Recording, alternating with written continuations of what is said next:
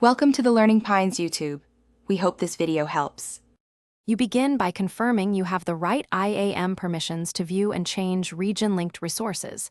This prevents surprises later. Once done, pick the target AWS region and inventory region-specific services like EC2, RDS, and S3 buckets. Next, sign into the AWS console and use the region selector in the top right.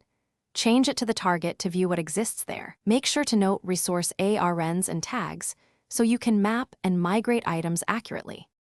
Now execute the core moves. Create AMIs or snapshots and copy them to the target region, and enable S3 cross-region replication or use AWS DMS for database replication. Use the AWS CLI to set a default region Oz configure set region name, and update SDK environment variables in your applications so they point to the new region endpoints.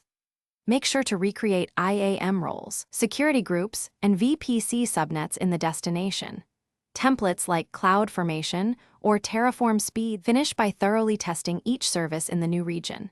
Verify endpoints, update DNS records with reduced TTL, and confirm IAM policies behave as expected. Once tests pass, perform the cutover by redirecting traffic and decommissioning resources you no longer need in the source region to control costs. If something goes wrong, first inspect CloudTrail and CloudWatch logs, confirm service availability and quotas in the chosen region, and roll back using snapshots or your infrastructure as code templates if necessary. Thanks for watching. Consider subscribing if we helped you.